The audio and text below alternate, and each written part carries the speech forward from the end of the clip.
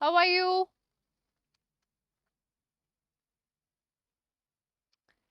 Hello everyone.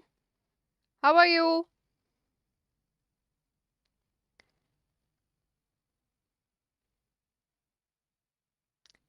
Guys, am I audible?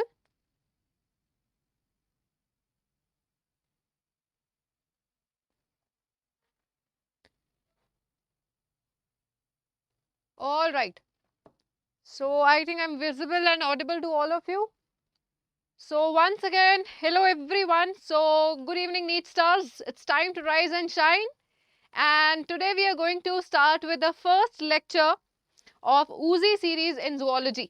और guys zoology में हम पहले स्टार्ट करने वाले हैं बायोटेक्नोलॉजी के साथ. ठीक है, बहुत सारे स्टूडेंट्स की डिमांड आई थी कि मैम आप बायोटेक्नोलॉजी से स्टार्ट करो. So yes, here we are going to start with biotechnology. One of the very important and tricky topics. बहुत इंटरेस्टिंग भी है, लेकिन इसमें थोड़ा सा झोल रहता है. लाइक हमें कभी कॉन्सेप्ट क्लियर ही नहीं होता. लेकिन आज इस क्लास में हमने बेसिक से लेके डिटेल में बात करनी है. So guys, this UZI series is specially for board preparation, right? और इसमें हम लिमिटेड वो सिलेबस करेंगे जो कि आपके बोर्ड एग्जाम्स के लिए इंपॉर्टेंट है. इसमें हम एमसीक्यूज भी करेंगे क्योंकि पहले 5 क्वेश्चंस आपके एमसीक्यूज आते हैं, बट साथ ही साथ हमारा मेन टारगेट रहेगा how to write answers, how to approach those questions. So in this class we will be discussing those questions, those previous year questions जो आपके बोर्ड एग्जाम्स में आए हैं. ठीक है, तो इस तरह से जो कार 98 सीरीज है वो ऊजी सीरीज से सेपरेट रहेगी. क्लियर? सो दोनों का फोकस बिल्कुल ही अलग है. हमने एक मंथ में अपना पूरा सिलेबस रिवाइज करना है, physics, chemistry, biology, and we will be all set for our board exams. All set to study? जल्दी से सब्सक्राइब कर लीजिए अगर नहीं किया है. And let's start with the chapter of biotechnology. So guys, biotechnology के चैप्टर में इस यूनिट के अंदर हमने 2 चैप्टर्स पढ़ने. First chapter is principles and processes and the second chapter is of applications. ठीक है, स्टार्ट करेंगे प्रिंसिपल्स एंड प्रोसेसेस के साथ कि बायोटेक्नोलॉजी है क्या, क्या क्या इसमें प्रोसेसेस इन्वॉल्व हैं, किस किस प्रिंसिपल के बेस पे ये प्रोसेसेस चलती है. डन? चलो तो स्टार्ट करते हैं. सो सबसे पहले, ओके, दिस साइड ये चल भी रहा है कि नहीं? शायद ये चल ही नहीं रहा. एनीवेज, वैसे ही कर लेते हैं गाइस. तो एनीवेज, सो देखो, बायोटेक्नोलॉजी. तो देखो, बायोटेक्नोलॉजी का नाम सुनते ही ना हमारे दिमाग में आता है कुछ डीएनए, आरएनए, राइट? बहुत बड़ी बड़ी चीजें कि पता नहीं क्या क्या बन रहा होगा. बट गाइस, बायोटेक्नोलॉजी हम घर घर में इस्तेमाल करते आए हैं, कई सदियों से इस्तेमाल करते आए हैं. ठीक है, तो जो क्लासिकल बायोटेक्नोलॉजी है उसमें आता है कर्ड बनाना, छाछ बनाना, अल्कोहल बनाना, एंटीबायोटिक्स, चीज, पनीर बनाना. तो ये सब बायोटेक्नोलॉजी है. ठीक है, जरा अब पहले टर्म को समझते हैं, then we will see the details and the advanced versions of biotechnology. देखो, बायोटेक्नोलॉजी, क्यों मैंने कहा कि बायोटेक्नोलॉजी हम सदियों से इस्तेमाल करते आ रहे हैं. बायो का मतलब क्या होता है? Life, right? टेक्नोलॉजी का मतलब क्या होता है? टेक मतलब टेक्निक, है ना? Ology mean study. और इसमें क्या है? Study of technologies. Technology, study of techniques. अब अगर मैं इन दोनों को कंबाइन करती हूं तो इसका मतलब क्या बना? इसका मतलब क्या बना कि हमने लिविंग ऑर्गेनिजम्स के टेक्निक्स की स्टडी करनी है, लिविंग ऑर्गेनिजम्स को यूज करना है, और लिविंग ऑर्गेनिजम्स को यूज करके हमने ह्यूमन वेलफेयर के लिए कोई चीजें बनानी है. अब आपके बायोलॉजी की बुक में एक चैप्टर दे रखा है microbes in human welfare. Guys, अगर देखा जाए तो वो पूरा चैप्टर जो है, it is an example of classical biotechnology. उसमें ही पढ़ते हो ना, ब्रेड फॉर्मेशन कैसे होनी है, कर्ड फॉर्मेशन कैसे होती है. सो बेसिकली उस चैप्टर में हम क्या कर रहे हैं? हम लिविंग ऑर्गेनिजम्स की, हम माइक्रोब्स की टेक्निक्स यूज कर रहे हैं, उनकी बॉडी को एक मशीन की तरह यूज कर रहे हैं और ह्यूमन वेलफेयर के लिए चीजें बना रहे हैं. यही है biotechnology, but this is the classical form. अगर हम मॉडर्न वर्जन ऑफ बायोटेक्नोलॉजी की बात करें, ठीक है, तो मॉडर्न टेक्नोलॉजी में देखो अब क्या क्या आ जाएगा. उससे पहले जरा बायोटेक्नोलॉजी देखो. तो अभी हमने बात की, biotechnology deals with the techniques of using living organisms or enzymes from organisms to produce the products and processes useful to the humans. यानी उन टेक्निक्स को यूज करना ऑर्गेनिजम्स की जिससे कि ह्यूमंस का ही भला हो. ठीक है, बायो टेक्नोलॉजी. लेकिन आज के टाइम पे जब हम बायोटेक्नोलॉजी के बारे में सोचते हैं तो हम जरूर सोचते हैं कि डीएनए में कोई हेर फेर हो रहा है, राइट, डीएनए में कुछ चेंज किया जाएगा और अपनी मर्जी से कोई भी चीजें बना ली जाएंगी. सो that is biotechnology for us. तो गाइज आज हमारे लिए बायोटेक्नोलॉजी क्या क्या कर रही है, let's talk about that. What do you think? चलो let's discuss it. Guys the class has to be interactive. ठीक है, तो चैट को ना यूज करते हैं to discuss things, right? So what do you think, how is biotechnology helping us today? So let me know in the comment section. जल्दी से बताइए comment section में. Yes please, quickly tell me in the live chat guys. Yes please, let me know in the live chat. बताइए कि कैसे biotechnology help करती है हमारी.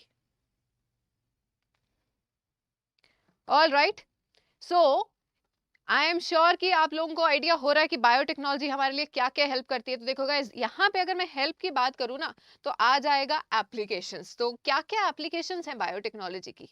एप्लीकेशंस किस किस फील्ड में तुम एप्लीकेशंस देखते हो? देखो यहीं पे हमने सेकेंड चैप्टर ऑफ बायोटेक्नोलॉजी को भी टच करना है. सिर्फ टच करना है, डिटेल्स नहीं देखने, क्योंकि डिटेल्स हम देखेंगे इन द नेक्स्ट चैप्टर जिसमें हम डिस्कस करेंगे इन लॉट ऑफ डिटेल कि वो चीजें होती कैसे. ठीक है, तो जल्दी से बताइए इन द चैट कि एप्लीकेशंस ऑफ बायोटेक्नोलॉजी आपको कहाँ कहाँ दिखाई देती है. तो गाइस बायोटेक्नोलॉजी की एप्लीकेशन आपको दिखती है in the field of medicine, right, in the field of medicine, in the field of agriculture,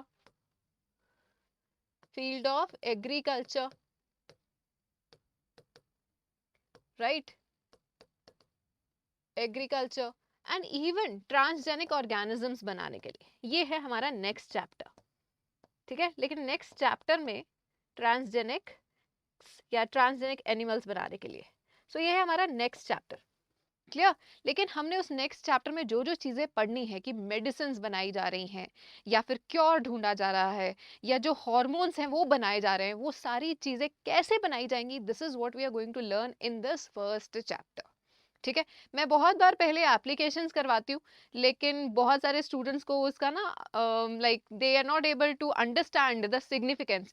पहले मेरे हिसाब से हमेशा एप्लीकेशंस करना चाहिए ताकि आपको पता तो हो कि बायोटेक्नोलॉजी आप क्यों कर रहे हो. चलो थोड़ा सा अंदाजा हम जरूर ले लेंगे, then we'll come on to the principles and processes. See, medicine के फील्ड में एप्लीकेशन ऑफ बायोटेक्नोलॉजी हमें क्या दिखाई देती है? नंबर वन, ऐसी ऐसी बीमारियों को आप आइडेंटिफाई कर सकते हो इतनी जल्दी, उनका डायग्नोस जितनी जल्दी कर लोगे गाइस, उतनी जल्दी आप उनका इलाज कर सकते हो. राइट, सो मॉलिक्यूलर डायग्नोसिस में हेल्प करेगा.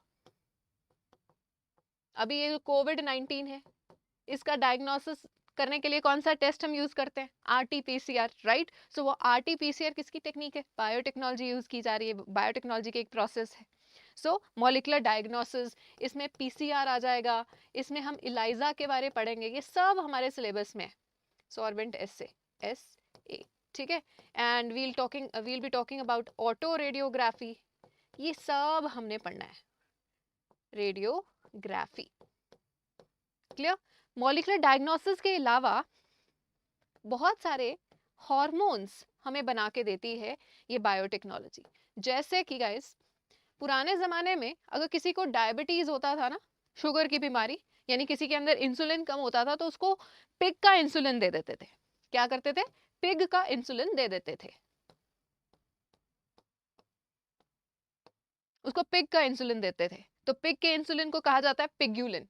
Just to connected with pig, pig का इंसुलिन इज पिग्यूलिन. पर हुआ क्या कि पिग का इंसुलिन का जो स्ट्रक्चर है, वो जो प्रोटीन है, वो हमारे इंसुलिन से थोड़ा डिफरेंट है. तो हमारा इम्यून सिस्टम जो है ना वो उसको जल्दी एक्सेप्ट नहीं करता, रादर कुछ एलर्जीज कॉज कर देता है.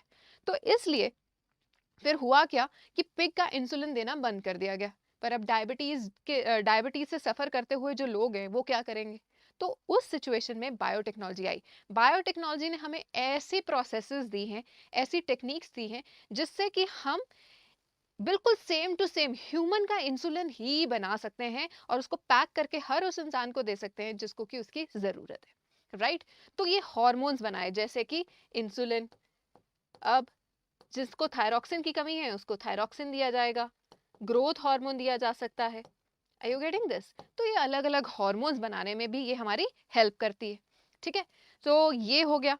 इसके अलावा और क्या काम करता है in the field of medicine?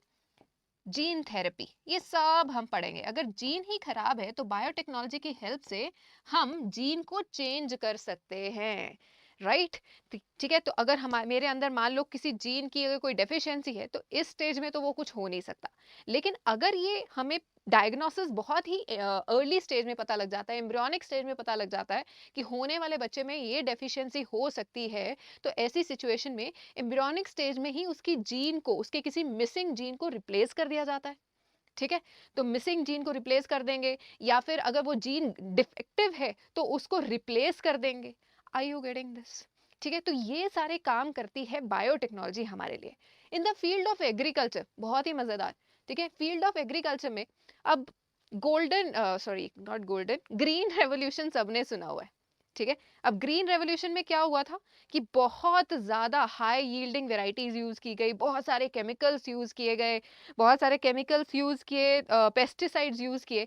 तो नो डाउट एग्रीकल्चर यील्ड में तो बूम आया, लेकिन वो जो केमिकल्स हम इस्तेमाल कर रहे थे गाइस, उसके बहुत सारे साइड इफेक्ट्स भी थे, ठीक है, उसके बहुत सारे साइड इफेक्ट्स भी थे।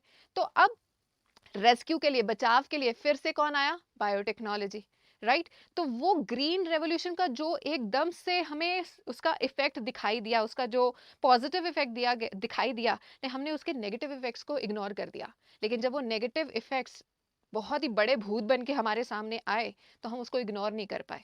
वो पेस्टिसाइड्स ऐसे हैं गाइस जो कि डिग्रेड नहीं होते, दे आर नॉन बायोडिग्रेडेबल, ठीक है।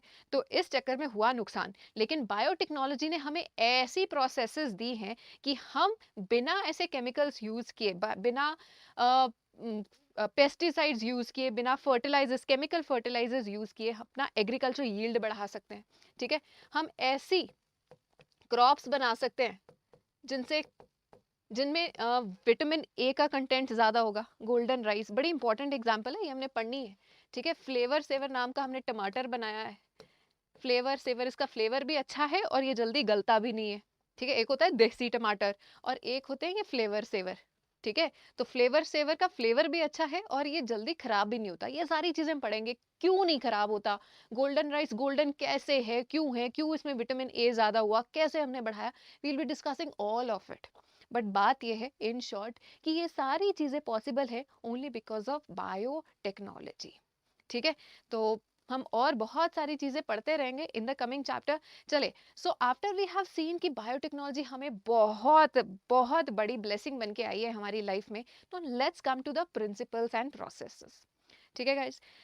अब देखो चैप्टर में जैसे जैसे उन्होंने प्रिंसिपल्स एंड प्रोसेसेस एक्सप्लेन किए हैं, उस पे आने से पहले गाइस, उस पे आने से पहले प्लीज अंडरस्टैंड द बेसिक्स, ठीक है।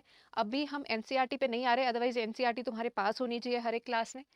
उससे पहले अब जरा ध्यान से समझना, ठीक है। मान लो किसी के अंदर इंसुलिन नहीं बन रहा, क्या हो जाएगा उस बंदे को? डायबिटीज मिलाइटिस, शुगर की बीमारी। And sadly India is the capital of diabetes, ठीक है। हमारा लाइफस्टाइल ही कुछ ऐसा है ना। सी, अब हमने पिग का इंसुलिन तो देना नहीं है, क्योंकि पिग का इंसुलिन हमारे इंसुलिन जैसा नहीं है। ये क्वेश्चन है कि व्हाई पिग का insulin is not given to the humans anymore, क्योंकि पिग्युलिन जो है वो एलर्जीज कॉज करता है, ठीक है। ओके, तो अब हम क्या करें? अब बायोटेक्नोलॉजी आई, बायोटेक्नोलॉजी ह्यूमन का इंसुलिन बना सकती है। कैसे बनाएगी? नाउ सी, सबसे पहले ये एक हमने सेल लिया, मान लो कि ह्यूमन का कोई सेल ले लिया, कोई भी सेल, ह्यूमन सेल, ठीक है, जिसके अंदर तुम्हें पता है कि न्यूक्लियस है, न्यूक्लियस के अंदर डीएनए है।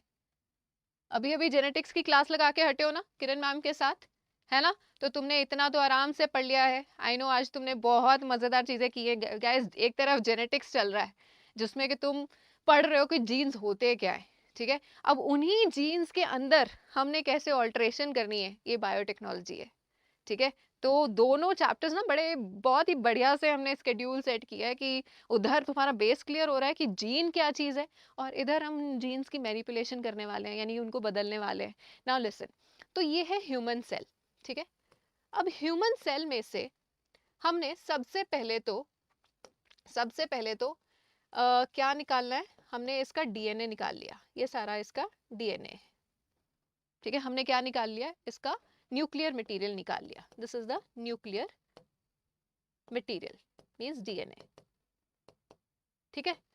अब गाइस इस डीएनए में से हम पर्टिकुलरली वो जीन निकालेंगे जो कि इंसुलिन बनाता है, ठीक है। क्या निकालेंगे हम, वो जीन निकालेंगे जो इंसुलिन बनाता है। मान लो कि ये इंसुलिन प्रोड्यूसिंग जीन था, इसमें से we have 23 pairs of chromosomes, मैंने सारा कुछ नहीं बनाया यहाँ पे, ठीक है। तो मान लो कि ये मेरा डिजायर्ड जीन है, ये क्या है मेरा डिजायर्ड जीन, या जीन ऑफ इंटरेस्ट बोल सकते हैं, कि जो जीन मुझे चाहिए, ठीक है। यहाँ पे मेरा डिजायर्ड जीन कौन सा है, insulin producing gene, insulin producing gene, is that clear? So insulin producing gene is the desired gene here. ये बहुत ही एक जनरल से एग्जांपल ले रही हूँ, ठीक है। हमने ह्यूमन का कोई भी सेल ले लिया, अच्छा कोई भी सेल क्यों लेना है, क्योंकि गाइस हर एक सेल के अंदर 23 पेयर्स ऑफ क्रोमोसोम्स हैं, तो हर एक सेल के अंदर इंसुलिन प्रोड्यूसिंग जीन है। वो अलग बात है कि कोई जीन कहीं एक्टिव होता है और कहीं और एक्टिव नहीं रहेगा, ठीक है, यही होता है डिफरेंशिएशन, ठीक है। वरना बने तो सारे सेल्स एक पहले सेल से, which is known as zygote, लेकिन किसी के अंदर डिफरेंशिएशन में क्या होता है, किसी सेल के अंदर कोई जीन एक्टिव रह गया, किसी दूसरे के अंदर कोई और एक्टिव हो गया, तो ये एक्टिवेशन जो है यही बनाती है उनको डिफरेंशिएटेड। नाउ तो ये हमारा डिजायर्ड जीन है, ठीक है। इस डिजायर्ड जीन में, सॉरी ये न्यूक्लियर मटेरियल है, उसमें ये है डिजायर्ड जीन, तो मैंने पूरे न्यूक्लियर मटेरियल में से अपना डिजायर्ड जीन पहले जो है ये सेपरेट कर लिया, ठीक है। So this is my gene of interest, desired gene को क्या बोल सकते हैं, जीन ऑफ इंटरेस्ट। और जीन ऑफ इंटरेस्ट क्या है, इंसुलिन प्रोड्यूसिंग जीन। फिलहाल मेरा इंटरेस्ट किस में है, इंसुलिन बनाने वाले जीन में। Is this clear to all? ठीक है, जल्दी से बता दो। तो गाइस जो मुझे जानते हैं उनको बहुत अच्छी तरह से पता है कि मैम को ना लगातार एटीपीज की जरूरत होती रहती है, so you have to keep sending me thumbs up which are my ATPs. जल्दी से बता दीजिए,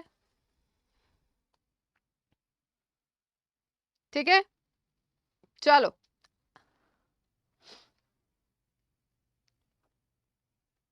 ऑल राइट, चलिए समझ आ रहा है, कूल। नाउ सी, तो ये जो जीन ऑफ इंटरेस्ट है गाइस, ये जीन ऑफ इंटरेस्ट को अब हम क्या करेंगे, इसको पहले हम यूज करने से पहले हम इसकी मल्टीपल कॉपीज बनाएंगे। हम क्या करेंगे, इसकी मल्टीपल कॉपीज बनाएंगे, इसको करेंगे हम मल्टीप्लाई, इसकी हो रही है मल्टीप्लीकेशन। और मल्टीप्लिकेशन के लिए हमारे पास जो प्रोसेस है that is PCR, that is PCR, clear. तो PCR नाम की एक टेक्निक होती है गाइस, उससे हमने इस जीन ऑफ इंटरेस्ट की मल्टीपल कॉपीज बना लेनी है। तो एक ही टाइम पे एक साइकिल से ही अराउंड मिलियंस ऑफ कॉपीज बन जाती हैं, ठीक है। तो PCR अब कैसे होता है ये हम बाद में पढ़ेंगे। पॉलीमरेज चेन रिएक्शन नाम सबने सुना होगा PCR, ठीक है। ये जो कोविड का रिएक्शन, सॉरी जो टेस्ट है RT-PCR, उसमें भी यही PCR चलता है, लेकिन वो थोड़ी डिफरेंट टेक्निक है, उसको भी हम किसी स्पेशल सेशन में डिस्कस करेंगे। एनीवेज, तो हमने क्या किया अभी तक, ह्यूमन का कोई भी सेल लिया, उसमें से न्यूक्लियर मटेरियल को सेपरेट कर लिया, ठीक है, डीएनए सेपरेट कर लिया, और डीएनए को सेपरेट करने में से उस करने के बाद उसमें से अपना जीन ऑफ इंटरेस्ट जो है वो भी सेपरेट कर लिया, क्लियर। अब उस जीन ऑफ इंटरेस्ट की हम मल्टीपल कॉपीज बना देंगे, क्लियर। अब मल्टीपल कॉपीज बनाने के बाद अब हमने करना क्या है, अब एक्चुअल कहानी शुरू होती है। नाउ सी, चलो अब देखो दूसरी साइड पे एक और स्टोरी चल रही है। हमने अब एक दूसरा कोई ऑर्गेनिज्म लेना है जो हमारे लिए हमारा प्रोटीन बना के दे, ठीक है। मान लो मैंने एक बैक्टीरिया लिया जिसका नाम है ई कोलाई, इश्रीचिया कोलाई, ठीक है गाइस। अब तुम्हें पता है कि ये बैक्टीरिया है तो इसके अंदर जेनेटिक मटेरियल प्रेजेंट है, ठीक है। स्पेशली न्यूक्लियस के अंदर तो होता नहीं, उसको हम बोलते हैं न्यूक्लियोइड। लेकिन न्यूक्लियोइड के अलावा यहाँ एक अलग से एक्स्ट्रा क्रोमोसोमल जेनेटिक मटेरियल भी पड़ा है जिसको हम बोलते हैं प्लाज्मिड। इसको क्या बोलेंगे, प्लाज्मिड, ठीक है। तो ये है हमारा ई कोलाई। प्लाज्मिड की खासियत क्या है? ये एक एक्स्ट्रा क्रोमोसोम होता है, ठीक है। न्यूक्लियस के अंदर तो क्रोमोसोम्स हैं ही, सिंगल क्रोमोसोम है ही, उसके अलावा ये एक एक्स्ट्रा क्रोमोसोम है, ठीक है। और नॉर्मल डीएनए की तरह ये भी डबल स्ट्रैंडेड डीएनए है, डबल स्ट्रैंडेड डीएनए, लेकिन ये गोल होता है, सर्कुलर, ठीक है। Extra chromosomal double stranded DNA and it is circular, double stranded है। तो मैंने डबल स्ट्रैंडेड नहीं बनाया, सॉरी, लेकिन समझ जाओ कि ये भी डबल स्ट्रैंडेड है, ठीक है। चलो, so guys this is your E coli, fine. अब हम क्या करेंगे, इस बैक्टीरिया में से हम सबसे पहले इस ई कोलाई को, सॉरी, इस प्लाज्मिड को निकालेंगे। हम क्या करेंगे, इस प्लाज्मिड को निकालेंगे। ये डबल स्ट्रैंडेड हमारा प्लाज्मिड है, हमने प्लाज्मिड को एक्सट्रैक्ट किया, प्लाज्मिड रिमूव्ड या एक्सट्रैक्टेड, ठीक है। और प्लाज्मिड को निकाल के इसके अंदर ये जीन ऑफ इंटरेस्ट हमने डालना है। हमने क्या करना है, this gene of interest will be inserted in the plasmid, inserted in the plasmid. अब देखो क्या होगा, जब हमने इसके अंदर, देखो ये प्लाज्मिड है, ये हमारा जीन ऑफ इंटरेस्ट है, जब हमने ये दोनों चीजों को कंबाइन कर दिया गाइस, तो क्या बन जाएगा, देखो क्या बन जाएगा, ये हमारा जीन, ये हमारा प्लाज्मिड, ठीक है। प्लाज्मिड को हमने कट किया है। अब कट करने के लिए भी गाइस स्पेशल सिजर्स होती हैं, यहाँ पे स्पेशल सिजर्स होती हैं, और ये सिजर्स डीएनए को कट कर सकती हैं एक स्पेसिफिक लोकेशन पे, ठीक है। तो ये सिजर्स की हेल्प से हमने डीएनए को कट किया, ठीक है। और कट करके ये जो हमारा जीन ऑफ इंटरेस्ट था, ये जो हमारा जीन ऑफ इंटरेस्ट की मल्टीपल कॉपीज है, उनमें से कोई एक कॉपी जो है हमने इसके अंदर इंसर्ट कर दी, और देखो क्या होगा। तो ये हमारा जो जीन ऑफ इंटरेस्ट है, so this is gene of interest या डिजायर्ड जीन। कौन सा था हमारा gene of interest? Insulin producing gene, ठीक है। ये जो जीन ऑफ इंटरेस्ट है, ये हमने इंसर्ट कर दिया है प्लाज्मिड के जीन्स के साथ। ये है हमारा प्लाज्मिड का डीएनए, ठीक है। दिस इज प्लाज्मिड का डीएनए। तो गाइस प्लाज्मिड जो है, now E coli is the host, ठीक है। क्यों बोलना है इसको होस्ट? क्योंकि होस्ट कौन होता है? जिसके घर में तुम जाते हो, ठीक है। तो ये गाइस जो हमारा जीन ऑफ इंटरेस्ट है ना, ये इस बैक्टीरिया के अंदर रहने वाला है, और इस बैक्टीरिया से हमने अपना इंसुलिन प्रोड्यूस करवाना है। नाउ सी, हमारे अंदर तो इंसुलिन बन नहीं रहा, ठीक है, क्योंकि हम डायबिटीज मेलाइटिस से सफर कर रहे हैं। तो हमने क्या करना है, बेसिकली हमने एक नॉर्मल ह्यूमन का जो सेल है, उसमें से इंसुलिन प्रोड्यूसिंग जीन निकाल लिया और उसकी मल्टीपल कॉपीज बना ली, और फिर उनमें से एक कॉपी को हमने ट्रांसफर कर देना है बैक्टीरिया के प्लाज्मिड के डीएनए के साथ, ठीक है। और देखो ये जो जीन ऑफ इंटरेस्ट है, ये क्या हो गया, ये फॉरेन डीएनए हो गया, ये क्या हो गया, ये फॉरेन डीएनए हो गया। और प्लाज्मिड का डीएनए क्या है? ये होस्ट का डीएनए है। तो किसी के भी डीएनए के अंदर अगर आप फॉरेन डीएनए इंसर्ट कर दो, तो वो बन जाता है आरडीएनए। तो ये क्या बन जाएगा? Recombinant DNA. ये क्या बन जाएगा? Recombinant DNA. जब भी किसी भी जीन के अंदर कोई भी नया जीन इंसर्ट कर दिया जाए, तो वो क्या कहलाएगा? Recombinant DNA. Is that clear? अगर आपने जीन के साथ कोई भी छेड़छाड़ कर दी, तो वो बन जाएगा recombinant DNA. Is that clear? जल्दी से ये बता दो कि ये सबको समझ में आ रहा है, ठीक है। Is that clear? सबको समझ में आ रहा है? चलो नेक्स्ट गाइस। सो आरडीएनए जो है, अब जब ये प्लाज्मिड बन गया जिसके अंदर की फॉरेन डीएनए भी प्रेजेंट है, अब इस आरडीएनए को हम वापस डाल देते हैं इसके अंदर। किसके अंदर डाल देंगे? बैक्टीरिया के अंदर, ठीक है। डाल दे वापस।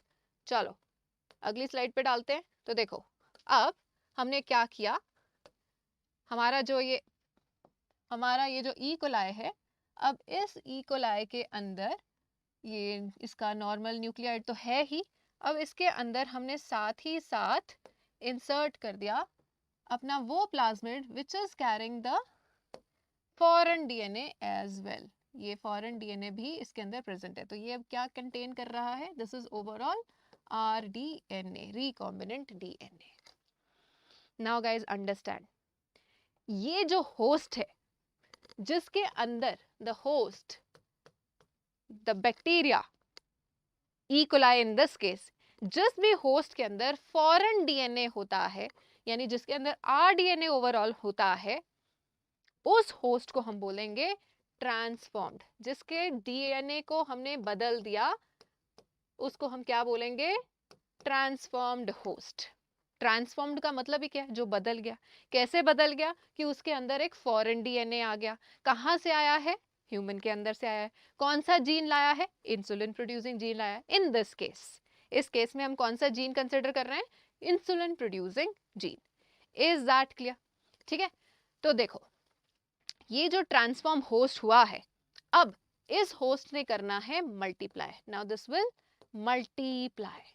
तो गाइस जब ये होस्ट मल्टीप्लाई करेगा तो नेचुरली ये जो फॉरेन डीएनए इसके अंदर आया है, this is the foreign DNA, ये फॉरेन डीएनए भी इसके साथ ही ओवरऑल उसके साथ साथ रेप्लिकेट करेगा।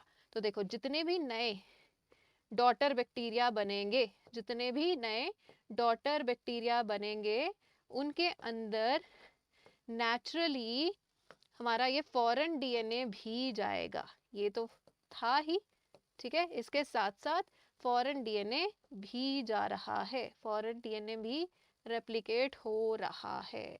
Is that clear? तो ये जितने भी अब नए डॉटर्स बन रहे हैं, डॉटर बैक्टीरिया बन रहे हैं, they all contain the foreign DNA. अब बात समझो, जब एक बैक्टीरिया के अंदर फॉरेन डीएनए प्रेजेंट है, फॉरेन जीन प्रेजेंट है, तो वो जीन अपने आप को एक्सप्रेस भी करेगा। आपने अभी पिछली क्लास जेनेटिक्स में किरण मैम के साथ ये पढ़ा, right? And I am sure तुम्हें बहुत मज़ा भी आ रहा होगा और बहुत ही अच्छी तरह से समझ भी आ रहा होगा, राइट? तो तुमने उसमें बहुत अच्छी तरह से ये समझा है कि जीन्स जो हैं वो अपने आप को एक्सप्रेस करते हैं, राइट? तो वो जीन्स अपने आप को एक्सप्रेस करेंगे, वो कोई ना कोई प्रोटीन बनाएंगे।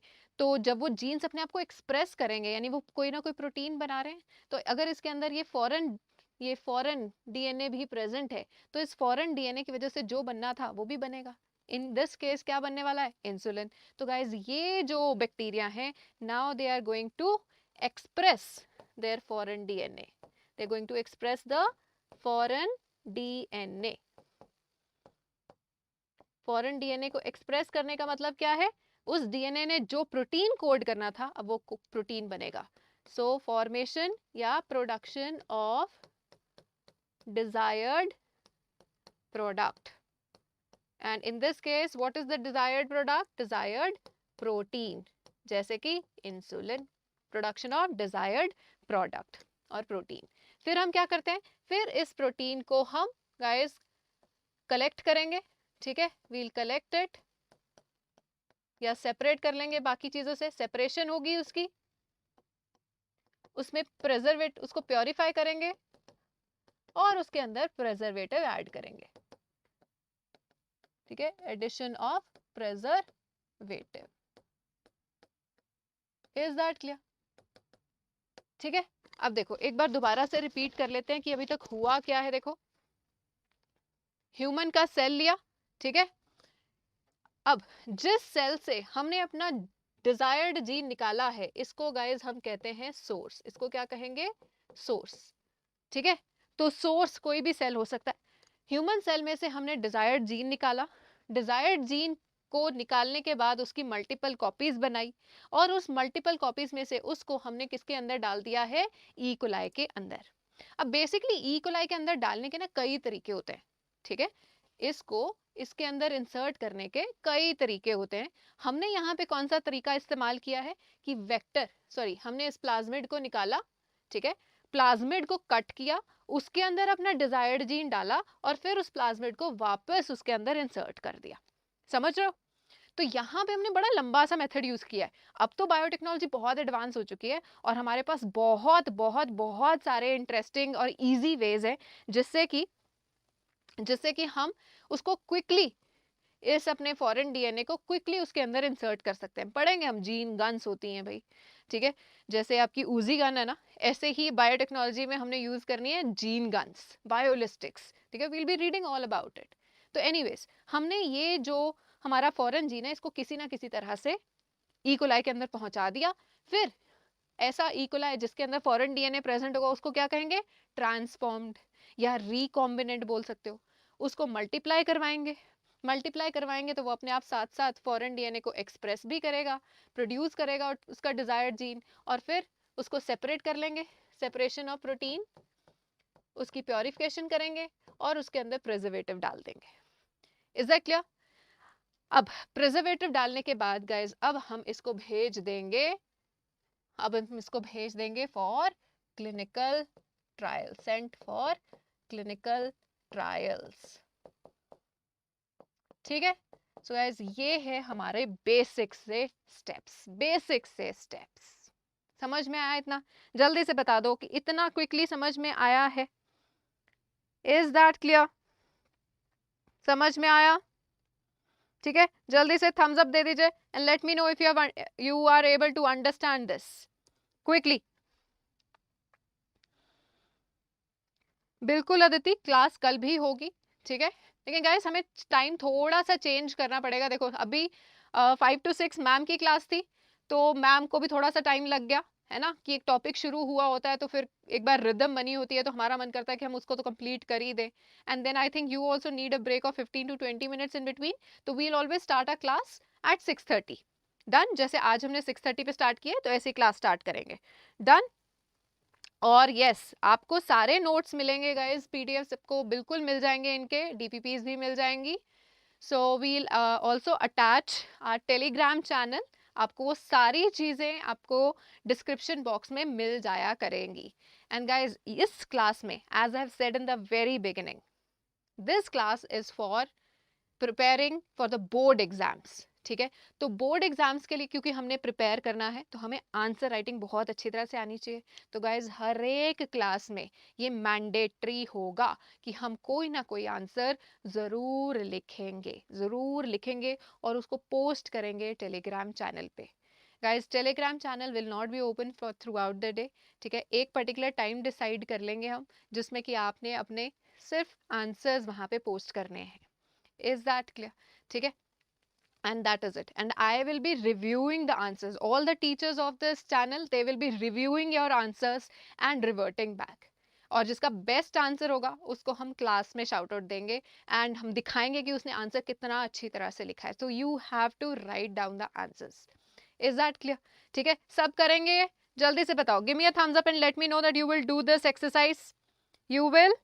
कृति करेगी, देव थापर करेंगे, प्रिंस करेंगे, डन? ठीक है, सोनू भी करेगा, very good guys, all right. चलिए नाउ सी, तो इतना हो गया, ठीक है। अब देखो हम स्टेप्स के नाम क्या ले रहे हैं। देखो अभी तक हुआ क्या, सोर्स, ठीक है। अब गाइस देखो एक सेल के अंदर क्या क्या होता है, एक सेल के अंदर प्रोटीन्स होते हैं, सेल मेम्ब्रेन के अंदर और भी बाकी मेम्ब्रेन्स में भी, उसके अंदर फैट्स होते हैं, उसके अंदर कार्बोहाइड्रेट्स होते हैं, ठीक है, उसके अंदर आरएनए डीएनए सब कुछ होता है और भी बहुत सारी चीजें, है ना। हमें क्या चाहिए, हमें चाहिए सिर्फ डीएनए। तो जब एक सेल हमें हमारे पास होता है, जो सोर्स सेल है, उसमें से डीएनए को एक्सट्रैक्ट करने का तरीका देखो क्या है। अभी हमने क्या किया, हमने एक्सट्रैक्शन की है जेनेटिक मटेरियल की। What are we doing here, we are separating, we are extracting the genetic material, extraction of nuclear material और डीएनए। तो बाकी के प्रोटीन्स, कार्बोहाइड्रेट्स, फैट्स, उन सब को हमने रिमूव कर देना है, उन सब को हमने डिस्ट्रॉय कर देना है। तो अब डिस्ट्रॉय करने के लिए क्या करेंगे, एंजाइम्स यूज करेंगे। तो गाइज यहाँ पे एंजाइम्स का इस्तेमाल होगा। देखो यहाँ पे हम एंजाइम्स यूज करेंगे अलग अलग तरह के। ये एंजाइम्स प्रोटीन्स को डाइजेस्ट कर लेंगे, प्रोटीएजेस, कार्बोहाइड्रेट्स को डाइजेस्ट करेंगे, कार्बोहाइड्रेजेस, फैट्स को डाइजेस्ट करने के लिए लिपिड्स को डाइजेस्ट करने के लिए लाइपेजेस, और भी जितने भी अनरिक्वायर्ड चीजें हैं उनको डाइजेस्ट करने के लिए हम लाइजोजाइम्स यूज कर लेंगे। हमें आरएनए भी नहीं चाहिए, हम आरएनए को भी डाइजेस्ट करवा देंगे, आरएनएजेस। गलती से डीएनएजेस मत यूज कर लेना, ये आपका सारा जेनेटिक मटेरियल बर्बाद हो जाएगा, ठीक है। तो हमने सारी चीजों को नष्ट कर देना है, डिस्ट्रॉय कर देना है, ताकि हमारे पास आखिर में क्या बचे? डीएनए। ठीक है, फर्स्ट पॉइंट। तो एंजाइम्स यूज करके हमारे पास क्या हो जाएगी? एक्सट्रैक्शन ऑफ न्यूक्लियर मटेरियल हो जाएगी। ठीक है, एक्सट्रैक्शन करने के बाद गाइस, अब इतना सारे जो जीन्स आपको मिले हैं, इतना बड़ा जो डीएनए कंपोनेंट आपको मिला है, उसमें से हमने एक छोटा सा जीन निकालना है। उसमें से हमने छोटू सा जीन निकालना है। उस छोटू से जीन को निकालने के लिए हम पहले तो जीन्स को कट करेंगे। ठीक है, और अब देखो कैसे कट करना है, ये हम कल की क्लास में पढ़ने वाले हैं। लेकिन जीन्स को कट करने के लिए ना गाइस, स्पेशल एंजाइम्स होते हैं। ठीक है, क्या होते हैं? स्पेशल एंजाइम्स होते हैं। एंड अगेन एंजाइम्स यूज करके हम जीन्स को कट कर लेंगे। इन एंजाइम्स का नाम होता है रिस्ट्रिक्शन एंजाइम्स। क्यों बोलते हैं रिस्ट्रिक्शन? ये सब हम कल की क्लास में करने वाले हैं। तो अगेन हमने रिस्ट्रिक्शन एंजाइम्स यूज करके डीएनए को कट कर लिया। ठीक है, कट करके हमने उसको बाकी डीएनए में से सेपरेट भी करना है। तो ये जीन को कट भी कर लिया, ठीक है, उसको एक्सट्रैक्ट भी कर लिया by the technique of electrophoresis. इतना सारा जो आपको डीएनए मिला है, उसमें से जीन को कट करना है। कैसे कट करोगे? रिस्ट्रिक्शन एंजाइम से। उसको बाकी के डीएनए से सेपरेट करोगे by using this technique of electrophoresis. ये सेपरेशन के लिए है। तो सेपरेशन करने के बाद आपको क्या मिल जाएगा? अपना gene of interest. So what have we done? We have cut the DNA at a specific site. ठीक है, ताकि हमें जीन ऑफ इंटरेस्ट मिले, और उसको बाकी के अनरिक्वायर्ड डीएनए से सेपरेट करने के लिए हमारे पास ये प्रोसेस होती है, जो हम धीरे धीरे पढ़ेंगे। क्लियर? इलेक्ट्रोफोरेसिस। अब गाइज अगर आपको ये चार्ट समझ में आ गया ना, तो आपको पूरा चैप्टर बहुत इजीली समझ में आ जाएगा। ठीक है, कि हो क्या रहा है चैप्टर में। फिर हम धीरे धीरे बस डिटेल्स ऐड करते जाएंगे। ठीक है, तो हमने कट कर लिया, हमने सेपरेट कर लिया, ये हमारे पास जीन ऑफ इंटरेस्ट आ गया। अब इस एक छोटे से जीन को, जीन ऑफ इंटरेस्ट को इकोलाई के अंदर डालने से पहले हम उसकी मल्टीपल कॉपीज बना लेते हैं, उसकी मल्टीप्लिकेशन करा लेंगे, ताकि अगर किसी भी स्टेप पे हमारा जो एक्सपेरिमेंट है वो फेल होता है and we need to repeat it, तो हमें शुरू से शुरू ना करना पड़े। ठीक है ना, तो हम इसकी पहले मल्टीपल कॉपीज बना लेंगे पीसीआर के साथ। पीसीआर क्या होता है, कैसे होती है, ये सब पढ़ना है हमने। लेकिन बस याद रख लो मल्टीप्लिकेशन कैसे होनी है? By PCR. ठीक है, तो बेसिक्स से जो क्वेश्चंस है वो तो आपके इसी फ्लो चार्ट में होते जा रहे हैं। नाउ अब इस जीन ऑफ इंटरेस्ट को हमने किसके अंदर इंसर्ट करना है? इसको बेसिकली हमने इंसर्ट करना होता है गाइस इसके अंदर। It is inserted into host cell. अब इंसर्ट करने के लिए होस्ट सेल के अंदर हमारे पास बहुत सारी चीजें होती हैं। देखो, हमने कट कर लिया, सेकंड हमने सेपरेट कर लिया, ठीक है, मल्टीप्लिकेशन कर ली। अब हमने इंसर्ट करना है इनटू द होस्ट। कई तरीके से इंसर्शन होती है। एक तरीका मैंने यहाँ पे दिखाया है, bye inserting it in the plasmid. ऐसे जीन गन्स भी होती हैं, ऊजी गन्स की तरह। ठीक है, और भी हमारे पास मेथड्स हैं। तो हमने इन ऑल इंसर्ट कर दिया। जब हमने इसको इसके अंदर इंसर्ट कर दिया, तो हमारा होस्ट क्या कहलाएगा? Transformed host. क्लियर है? यानी होस्ट हमारा बदल गया। क्यों बदल गया? क्योंकि देखो यार, बैक्टीरिया जो है ना, वो bacteria is not suppose to make insulin. It can not make insulin because it does not have that protein, sorry gene. पर हम उसके अंदर ये जीन इंसर्ट कर रहे हैं। ठीक है, जब हमने ये जीन इंसर्ट कर दिया, तो अब और उसने एक्सेप्ट कर लिया, तो अब उसको हमारे लिए वो जीन भी बनाना पड़ेगा। क्लियर? तो हमने इस ट्रांसफॉर्म्ड होस्ट को मल्टीप्लाई करवाना है। मल्टीप्लाई करवाएंगे तो वो अपने आप को एक्सप्रेस करेगा, हमारे लिए प्रोटीन बनाएगा। हम उसको सेपरेट कर लेंगे, फिर प्योरीफाई करेंगे, प्रिजर्वेटिव ऐड करेंगे, और उसको ट्रायल्स के लिए भेज देंगे। ये है पूरी क्रिया। ठीक है, ये है हमारी बायोटेक्नोलॉजी की एक बेसिक सी क्रिया। क्लियर हो गया? अब थोड़े से डिटेल्स और ऐड करते हैं। देखो, अब ये जो मल्टीप्लिकेशन हो रही है, ये कहाँ हो रही होगी? ये बैक्टीरिया को हम हाथ में तो पकड़ के खड़े नहीं है। ठीक है, ना ही हम छोटी सी कटोरी में कर रहे हैं कि पेट्री डिश में कर लें। हमें भाई प्रोटीन चाहिए, लार्ज स्केल प्रोडक्शन होनी है। तो उसके लिए बड़े बड़े वेसल्स चाहिए होते हैं, बड़े बड़े वेसल्स चाहिए होते हैं, और जहाँ प्रॉपर कंडीशंस प्रोवाइड की जाती हैं, जहाँ पे उनको प्रॉपर न्यूट्रिएंट मीडियम दिया जाएगा ताकि वो मल्टीप्लाई करें, जहाँ उनको विटामिन दिए जाएंगे, फूड दिया जाएगा, जहाँ प्रॉपर टेम्परेचर कंट्रोल किया जाएगा, जहाँ पीएच कंट्रोल किया जाएगा, ताकि उनको बेस्ट कंडीशंस मिले बैक्टीरिया को, ताकि वो जल्दी से जल्दी मल्टीप्लाई करे। मल्टीप्लाई करेगा तो वो जो फॉरेन डीएनए है वो भी कॉपी करेगा, फॉरेन डीएनए रेप्लिकेट होगा, तो ये सब कुछ होगा। Is that clear? अब ये जो मल्टीप्लिकेशन के लिए हमने ऑप्टिमम कंडीशंस प्रोवाइड करनी है गाइस, तो ये ऑप्टिमम कंडीशंस कहाँ पे प्रोवाइड की जाती हैं? सो ये optimum conditions for the multiplication, so conditions multiplies in the bioreactors. तो बायोरिएक्टर्स वो वेसल्स होते हैं, वो लार्ज वेसल्स होते हैं। I will show you the picture कैसे, how do they look like. So वो लार्ज वेसल्स होते हैं जिसके अंदर प्रॉपर कंडीशंस मिलती हैं बैक्टीरिया को, ताकि वो अपने आप को मल्टीप्लाई कर पाए। Is that clear? समझ में आ रहा है? क्विकली बता दो किस किस को ये समझ में आ रहा है, जल्दी से बता दीजिए, जल्दी से। क्लियर है? एम्स द ड्रीम को तो क्लियर हो गया। Thank you Vikas, thank you. Yes please, yes guys, जल्दी से बता दीजिए। In how many days this chapter will be finished, Aditi? Overall जो आपका सिलेबस है, ठीक है, वो हमने मार्च तक खत्म कर देना है, ठीक है। तो किसी चैप्टर को हम थोड़ा ज्यादा टाइम लगाएंगे। अब जैसे ये चैप्टर को 4 दिन लगने वाले हैं, वेरी फ्रैंकली, कोई झूठ मूठ नहीं, ऐसा कुछ नहीं है कि इतना क्विकली करना है कि आपको समझ ही कुछ नहीं आ रहा, पल्ले ही नहीं पड़ रहा। ऐसा हमने किसी में भी नहीं करना है। कोई भी क्रैश कोर्स हो, कोई भी सीरीज चले, वी हैव टू इंश्योर कि कॉन्सेप्ट्स डेवलप हो रहे हैं, ठीक है। ऐसा भी हो सकता है किसी क्लास में कि लेक्चर लगाने के बाद तुम्हें लगे कि आज बहुत पढ़ाई कर ली, और एनसीईआरटी खोल के देखोगे तो तुम्हें लगेगा कि बस आज तो इतना सा पैराग्राफ पढ़ा है। बट गाइस, वो एक छोटा सा पैराग्राफ बहुत कुछ बोलता है, उसको समझाने के लिए टाइम लगता है, and we are right here, right here, ठीक है। And to make you understand the concepts and to brighten our rising stars, है ना। चलो तो कंटिन्यू करते हैं। तो ये बायो रिएक्टर्स के अंदर ये सारी क्रियाएं हो रही हैं, डन, मल्टीप्लिकेशन हो रही है, फाइन। और अब देखो, ओके, एक और चीज देखो, प्रोडक्शन हो गई डिजायर्ड जीन की, डिजायर्ड प्रोटीन की, सॉरी। उसके बाद जब हमने उसको बाकी के रेस्ट ऑफ द मैश से, रेस्ट ऑफ द मटेरियल से सेपरेट किया है, या उसकी प्योरिफिकेशन की है, उसमें प्रिजर्वेटिव ऐड किया है, अब इन तीन प्रोसेसेस को गाइस हम बोलते हैं डाउन स्ट्रीमिंग प्रोसेस। क्या बोलते हैं? Down streaming processes.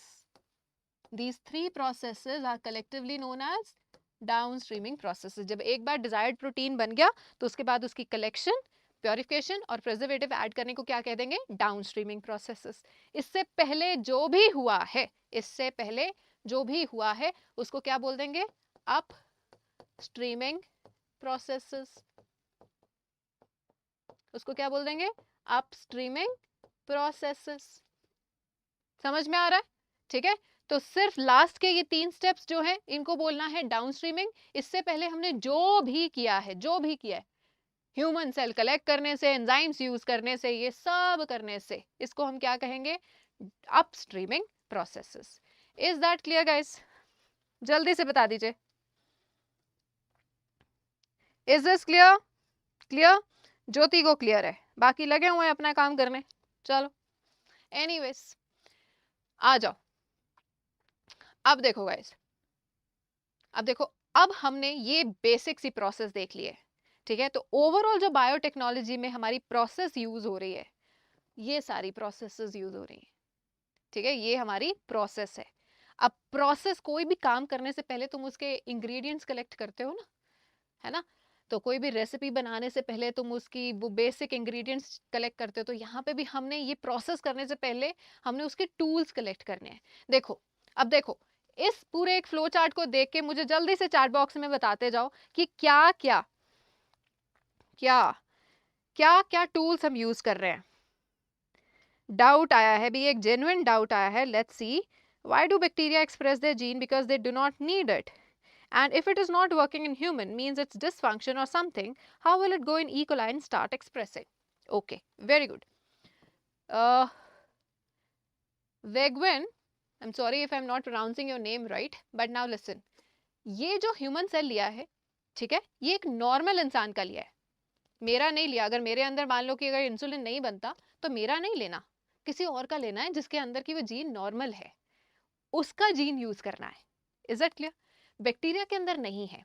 अभी देखो, ये चीज जितनी हमारे लिए सोचने में और बोलने में आसान लग रही है ना कि भाई जीन लिया, उसको बैक्टीरिया के अंदर डाल दिया और वो मल्टीप्लाई कर लिया, ये थेरेटिकली बहुत इजी है, इट साउंड्स वेरी सिंपल। ये बड़ी चैलेंजिंग प्रोसेस होती है।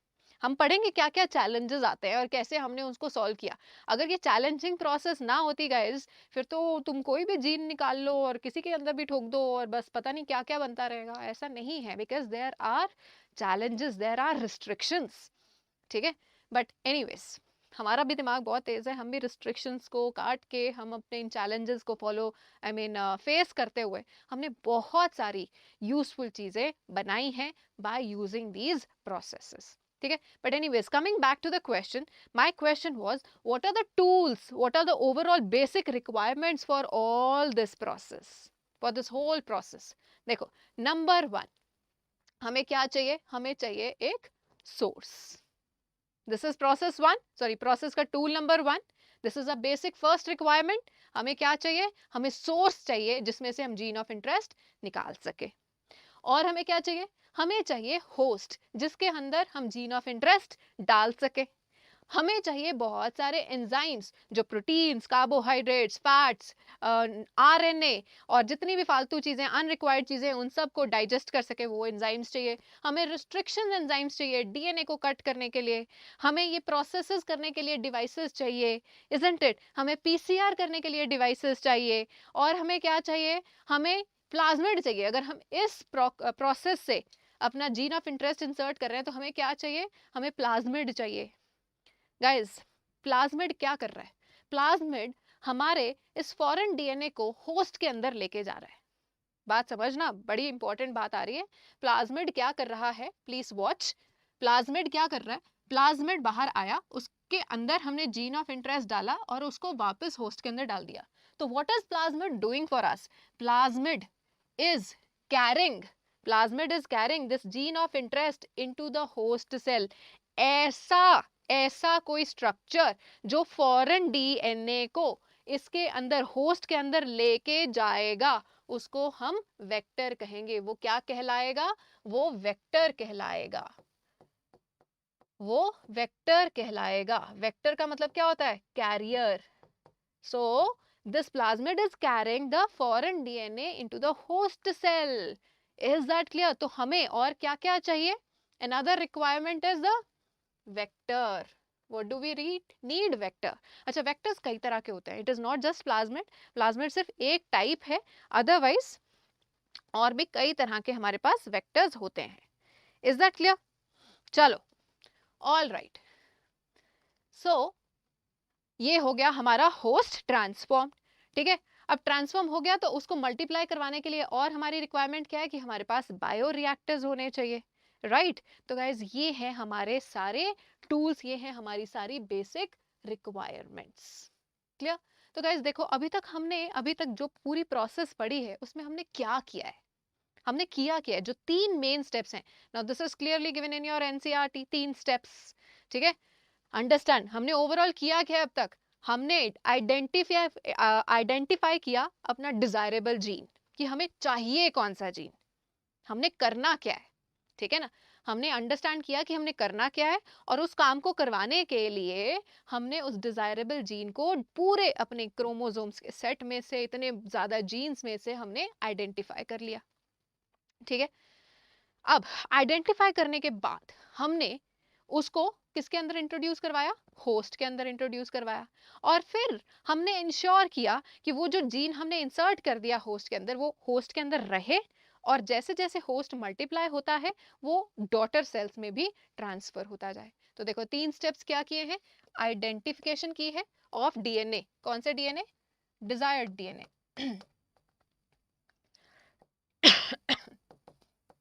Of desired DNA with the desirable genes. फिर हमने उसको इंट्रोड्यूस करवाया इनटू द होस्ट सेल, ठीक है। होस्ट सेल के अंदर उसको मेंटेन करवाया है, क्लियर। और मेंटेन करने के साथ साथ इंश्योर किया कि वो जैसे जैसे होस्ट मल्टीप्लाई करता है वो अगले डॉटर सेल्स में भी ट्रांसफर होता जाए, सेल्फ रेप्लिकेट होता जाए। Is that clear? So these are the 3 basic steps which we are going to ensure for modifying an organism. तो guys ये हम जो बायोटेक्नोलॉजी पढ़ रहे हैं, है ना, टेक्नोलॉजी ऑफ लिविंग ऑर्गेनिजम्स, ये क्या कर रही है? I am not talking about classical technology biotechnology now, I am talking about modern biotechnology. ठीक है, तो मॉडर्न बायोटेक्नोलॉजी में हम ऑर्गेनिज्म को मॉडिफाई करते हैं. हम ऑर्गेनिज्म को मॉडिफाई करते हैं जेनेटिकली, उसके जीन्स को मैनिपुलेट कर देंगे, चेंज कर देंगे, ताकि वो करे जो बेशक नॉर्मली करने के सक्षम नहीं है, कैपेबल नहीं है, लेकिन हम उससे वो करवा देते हैं. Is that clear? क्योंकि हमने उसके जीन्स को चेंज कर दिया. तो हम क्या कर रहे हैं बायोटेक्नोलॉजी में? हम जीन मैनिपुलेशन कर रहे हैं. मैनिपुलेशन का मतलब होता है जीन्स को बदलना. तो हम क्या कर रहे हैं? हम जीन्स को मैनिपुलेट कर रहे हैं. Is that clear? ठीक है, चलो, तो ये 3 बेसिक स्टेप्स हो गए. So guys this is NCERT. I hope ये एनसीईआरटीज आपके सामने है. नहीं है तो जल्दी से उठा लेना. ठीक है, तो देखो एक बार क्विकली रिवाइज करते हैं. तो गाइज बायोटेक्नोलॉजी में हो क्या रहा है? It is the deal with techniques of using live organisms या enzymes to produce products and processes useful to the humans. ठीक है, पुराने जमाने में देखो कर्ड, ब्रेड एंड वाइन वगैरह बनाना भी, ये भी क्या होता था? It was thought as a form of biotechnology. But अब इसको बहुत ही रिस्ट्रिक्टेड, इस टर्म को हम बहुत ही रिस्ट्रिक्टेड सेंस में यूज करते हैं. अब हम ये नहीं कहते कि मम्मा बायोटेक्नोलॉजी यूज करके जरा कर्ड बना दो, है ना, क्योंकि अब ये क्लासिकल हो चुका है. मॉडर्न टेक्नोलॉजी में जब भी हम बायोटेक की बात करते हैं तो भाई उसमें कुछ बड़ा ही स्पेशल सा हो रहा होता है. देखो क्या होता है उसमें? Use to those processes which we use genetically modified organisms to achieve the same on a larger scale. Clear? For example, हाँ जी, अब आईवीएफ भी इसी में आ जाएगा, in vitro fertilisation, test tube babies. Clear? देखो टेस्ट ट्यूब बेबीज इसमें आएगा. सिंथेसाइजिंग ऑफ अ जीन, नया जीन बनाना, या उसको डेवलप कोई डीएनए वैक्सीन प्रिपेयर करना, हेल्थ एंड डिजीजेस में पढ़ेंगे. करेक्टिंग अ डिफेक्टिव जीन, कोई जीन अगर खराब है किसी के अंदर तो उस जीन को एम्ब्रियोनिक स्टेज में ही चेंज किया जा सकता है, बड़े होके नहीं किया जा सकता, ये भी याद रखना. ठीक है, तो ये है इसके बहुत सारी एप्लीकेशंस. और ज्यादा एप्लीकेशंस हम पढ़ेंगे इन द नेक्स्ट चैप्टर. बहुत मजेदार चैप्टर है. देखो अब, now guys please focus here. these lines are super important. so what is biotechnology according to EFB? पहले तो तुम्हें ये EFB की फुल फॉर्म याद होनी चाहिए. European federation of biotechnology, EFB. ठीक है, CDRI पढ़ते हो ना? What is the full form of CDRI? जरा बताना चैट बॉक्स में. What is CDRI? What is CDRI? Guys chemistry बहुत जल्दी हम स्टार्ट कर रहे हैं, बहुत जल्दी स्टार्ट कर रहे हैं. अभी सर हम लोग गाइस बैंगलोर आए हुए हैं अपनी क्लासेस के लिए. ठीक है, तो अभी सर वाज नॉट अवेलेबल, तो बहुत जल्दी हम स्टार्ट कर रहे हैं. ठीक है, समझ आ रहा है? चलो बहुत बढ़िया. All right. So guys we have ensured, we have promised that this is one stop solution. यहाँ आपको सारे सब्जेक्ट्स मिलेंगे तो मिलेंगे, ऐसे नहीं है. तो don't worry about it, will be starting those classes very soon. ठीक है, और ये भी बात कि ये टाइम टेबल जो तुम्हें बताया गया है ये इस हफ्ते के लिए, because as said we are in Bangalore. ठीक है, so once we are back तो हम अपना नॉर्मल जो स्केड्यूल हमने डिस्कस किया था 8 से 8 बजे वाला, सॉरी वो तो आप कार 98 के लिए, आपकी क्लासेस 4 टू जो भी डिस्कस हुई हैं आपके स्केड्यूल के हिसाब से वैसी ही चलेंगी. ठीक है, ऑल राइट. अगर कोई भी कार 98 का स्टूडेंट यहाँ पे है तो आपके जो स्केड्यूल डिस्कस हुआ है वो वैसे ही चलेगा. All right, now let's focus here. So EFB के हिसाब से गाइस देखो डेफिनेशन ऑफ बायोटेक्नोलॉजी क्या है. It encompasses both traditional view and modern view. क्या कहती है वो? The integration of natural science and organisms, cells, parts thereof and molecular analogues for products and services. तो इसके अंदर हम natural science भी मिलाएंगे. ठीक है, organisms का यूज होगा, cells का यूज होगा. ठीक है, या उनके कुछ हिस्से यूज किए जाएंगे, पार्ट्स उनके यूज किए जाएंगे. मॉलिकुलर एनालॉग्स यानी मॉलिकुलर और मॉलिक्यूल्स यूज किए जाएंगे for products and the services. For products यानी कुछ नया बनाएंगे या फिर उनकी हम कोई सर्विस यूज करेंगे, जैसे PCR. ठीक है, जैसे इलेक्ट्रोफोरेसिस. तो उनकी प्रोसेस को यूज करना भी किसका हिस्सा है? बायोटेक्नोलॉजी का हिस्सा है. Is that clear? सो ये डेफिनेशन बहुत ही इंपॉर्टेंट है. एंड अब इसके साथ साथ एक और इम्पॉर्टेंट खबर गाइज, आपको पिछले लेक्चर में भी बताया गया. So guys 26 and 27 February we have this YouTube festival coming up. And festival का तो नाम सुन के ही जोश आ जाता है गाइज. तो we are really looking forward to this festival. And guys festival में क्या होगा, फेस्टिवल में हम क्या करते हैं, कुछ एक्स्ट्रा करते हैं, है ना, अपनी नॉर्मल रूटीन से हटके. तो आपकी जो नॉर्मल क्लासेस हैं उनसे हट के कुछ एक्स्ट्रा सेशंस होंगे which I am sure you are going to love, which will be very useful for your preparation. So do not forget to attend these festival.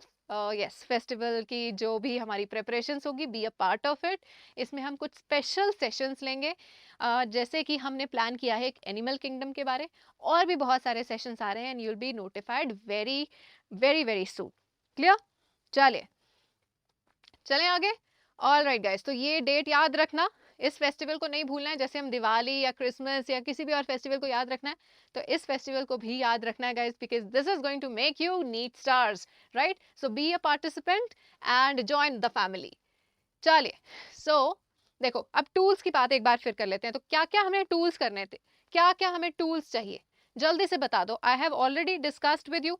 जल्दी से बता दीजिए क्या क्या टूल्स यूज करने हैं हमें, क्या क्या टूल्स चाहिए हमें, क्या क्या टूल्स चाहिए हमें. Akshima, I don't know that, I don't know that. ठीक है, चलो जल्दी से बताओ मुझे क्या क्या टूल्स यूज करने हैं हमें. देखो सबसे पहले हमें क्या चाहिए, हमें एक सोर्स चाहिए, एक हमें होस्ट चाहिए. सोर्स है जहां से हम डिजायर्ड जीन निकालेंगे, होस्ट है जिसके अंदर हम डालेंगे. ठीक है, फिर चाहिए हमें बहुत सारे एंजाइम्स, राइट? और हमें चाहिए bio reactor, right? Bio reactor. और हमें गाइस चाहिए एक वेक्टर, यानी अगर हमने जीन गन यूज नहीं करनी या और इंजेक्शन यूज नहीं करना, तो हमें फॉरेन डीएनए को इंसर्ट करने के लिए होस्ट के अंदर क्या चाहिए, वेक्टर चाहिए, जैसे कि plasmid was acting as one. ठीक है, तो देखो सोर्स क्या है, source is from where gene of interest is extracted, gene of interest is extracted. ठीक है, उसके बाद होस्ट क्या है, where gene of interest is inserted, जहां पे आप gene of interest डालोगे, is inserted. ठीक है, जहां से निकालोगे वो सोर्स है, जहां डालोगे जीन ऑफ इंटरेस्ट वो होस्ट है. Enzymes are going to participate in many many ways. ठीक है, चलो एंजाइम्स पे आते हैं फिर. अब देखो एंजाइम्स गाइस हमने कौन कौन से यूज करने हैं, हमने यूज करने हैं प्रोटीएजेस. ठीक है, प्रोटीएजेस किसके लिए होंगे, प्रोटीन्स को डाइजेस्ट करने के लिए, नाम से पता लग रहा है. कार्बोहाइड्रेजेस, कार्बोहाइड्रेजेस के लिए, कार्बोहाइड्रेट्स के लिए सॉरी. लाइपेजेस, लिपिड्स के लिए, फैट्स के लिए. आरएनए को भी डाइजेस्ट करवा दो क्योंकि हमें नहीं चाहिए आरएनएजेस. ठीक है, और जो भी बाकी के अनरिक्वायर्ड ऑर्गेनेलीज हैं उनको भी डाइजेस्ट करवा दो राइबोजाइम्स से, सॉरी लाइजोजाइम्स से. राइबोजाइम्स नहीं है, लाइजोजाइम्स है. Is that clear? Lysozymes, is that clear? इसके अलावा गाइस डीएनए को एक पर्टिकुलर जगह पे कट करने के लिए हमें चाहिए होती हैं रिस्ट्रिक्शन एंजाइम्स. क्यों बोलते हैं इनको रिस्ट्रिक्शन एंजाइम्स, कैसे कट करेंगे, कहाँ पे कट करेंगे, ये होगा कल का लेक्चर. ठीक है, और इसके साथ साथ हमें स्पेशल डीएनए पॉलीमरेजेस भी चाहिए, ठीक है. तो गाइज ये है हमारे पास अलग अलग तरह के एंजाइम्स. अच्छा, जो दो डिफरेंट डिफरेंट डीएनए को जोड़ना है, तो जोड़ने के लिए फेविकॉल का जोड़ लगाने के लिए हमारे पास होते हैं डीएनए लाइगेजेस. लाइगेजेस जोड़ेंगे, एंजाइम्स तोड़ेंगे, रेस्ट्रिक्शन एंजाइम्स तोड़ेंगे. क्लियर? चलो उसके बाद आता है बायोरिएक्टर. बायोरिएक्टर को मैं अभी थोड़ी देर में डिस्कस करती हूँ पूरे डिटेल में. ठीक है, वैसे तुम्हें पता है बायोरिएक्टर्स क्या होते हैं, लार्ज टैंक्स होते हैं.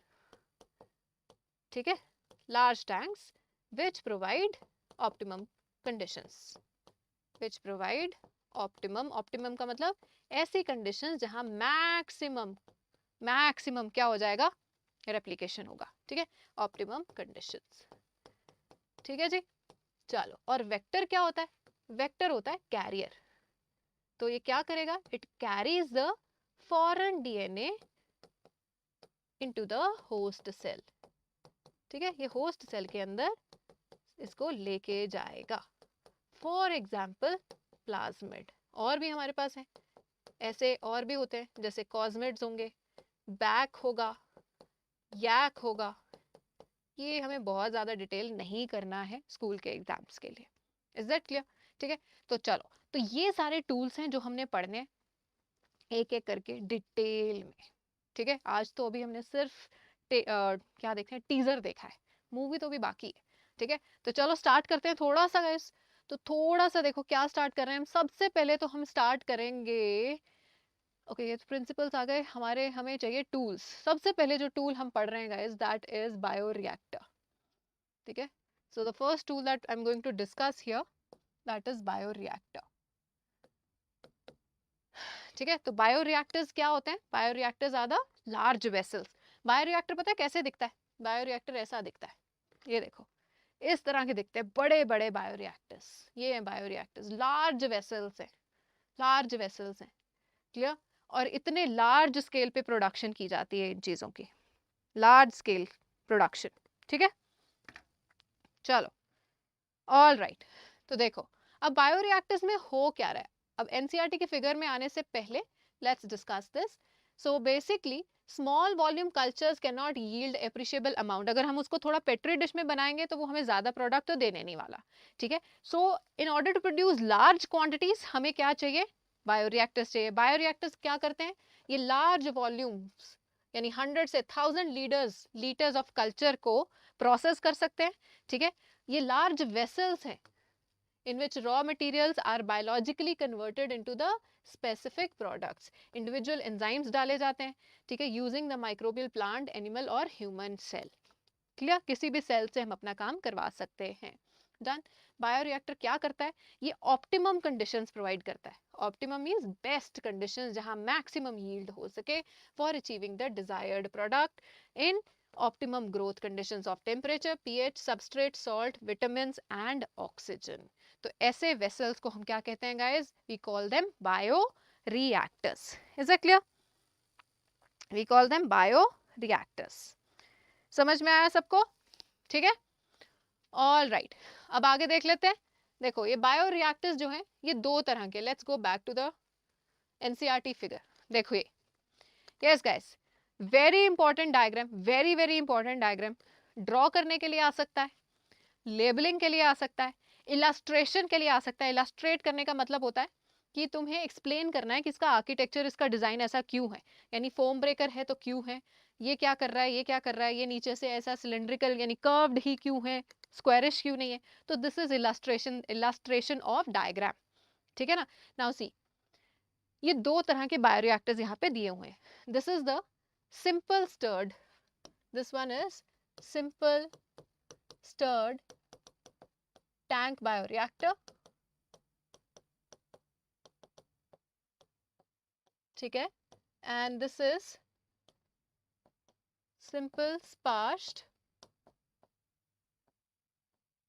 Tank bioreactor. ठीक है, अब देखो पहले तो इसको बेसिक को समझो। एक सिलेंड्रिकल सा स्ट्रक्चर है, नीचे से गाइस ये गोल होता है यानी राउंडेड बॉटम है। क्यों राउंडेड बॉटम है? क्योंकि अगर इसके कोने होंगे, इसके कॉर्नर्स होंगे तो चीजें वहां पे कलेक्ट होने जाती हैं और वो प्रॉपर अच्छी तरह से मिक्सिंग नहीं होती। और अच्छी तरह से मिक्स करने के लिए ये देखो हमारे पास इम्पेलर्स हैं, ये ब्लेड्स हैं, ये मोटर लगी हुई है जो इसको इस तरह से घुमाती रहती है ना। तो इस तरह से घूमता रहता है। फोम ब्रेकर क्यों है? देखो, जब भी चीजों को घुमाया जाएगा, जब वो मिक्स होती हैं, है ना, तो मिक्स होते होते ना एक झाग बननी शुरू हो जाती है। ठीक है, तो गाइस झाग जब भी बनती है, फोम जब भी बनती है, तो उसमें ना चीजें सेपरेट होने लगती हैं। कुछ चीजें फोम ऊपर वाली लेयर में रह जाएंगी, कुछ नीचे रह जाएंगी। तो proper mixing of materials is not occurring. तो इसलिए फोम को मिक्स करते रहते हैं, झाग को हम तोड़ते रहते हैं ताकि प्रॉपरली चीजें मिक्स होती रहें। Is it clear? अब देखो, पीएच को भी कंट्रोल करना है, स्टीम फॉर स्टेरिलाइजेशन। अच्छा, अंदर जो भी हमने चीजें डाली हैं उनकी स्टेरिलाइजेशन इज सुपर इंपॉर्टेंट। उसकी स्टेरिलाइजेशन इज सुपर इंपॉर्टेंट। अभी मैं आ रही हूँ इस इंपॉर्टेंट पॉइंट पे। स्टेरिलाइजेशन का मतलब होता है उसको माइक्रोब फ्री रखना है। ठीक है, उसको क्या रखना है, माइक्रोब फ्री। गाइस याद रखना, ये जो हमारे पास सिस्टम है ना, अब यहाँ पे देखो बायोरिएक्टर के अंदर ऑप्टिमम कंडीशंस हैं, टेम्परेचर की, पीएच की, न्यूट्रिएंट्स की। ठीक है, हमने उसको सब वो चीज़ें प्रोवाइड कर दी हैं जिससे कि बैक्टीरिया बहुत ज़्यादा ग्रो करेगा। अब ऐसी कंडीशन में अगर एक अनवांटेड बैक्टीरिया घुस गया या कोई फंगस घुस गई, कुछ भी अनवांटेड घुस गया और उसने हमारा सिस्टम पॉल्यूट कर दिया, तो हमारे पूरी मेहनत पे पानी फिर जाएगा। ठीक है, हमारी पूरी मेहनत पे पानी फिर जाएगा, जो हमें प्रोडक्ट चाहिए वो कंटामिनेट हो जाएगा, वो बर्बाद हो जाएगा, उसमें कोई पॉइजनस एलिमेंट भी ऐड हो सकता है। तो जहां हम ये चीजें यूज कर रहे हैं ह्यूमन वेलफेयर के लिए, वहां तो काम खराब हो जाना है।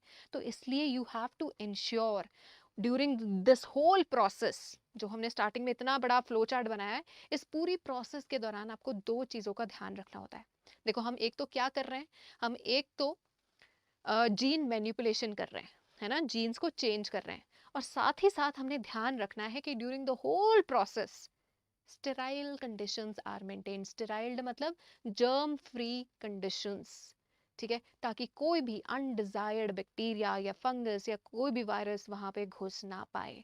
तो गाइज यही है दो प्रिंसिपल्स ऑफ बायोटेक्नोलॉजी। दो प्रिंसिपल्स क्या हैं, एक तो हम जीन्स को चेंज करते हैं, जेनेटिक इंजीनियरिंग करते हैं, जीन्स को बदलेंगे, मैनिपुलेशन करेंगे, और दूसरा हमने हर हाल में स्टेराइल कंडीशंस मेंटेन करनी है। ठीक है, वहां पे किसी भी अनवांटेड बैक्टीरिया को नहीं घुसने देना है। ठीक है, तो देखो यहाँ पे स्टेरिलाइजेशन के लिए हमने क्या यूज की है, स्टीम यूज की है। Is that clear guys? ये डायग्राम इज इंपॉर्टेंट।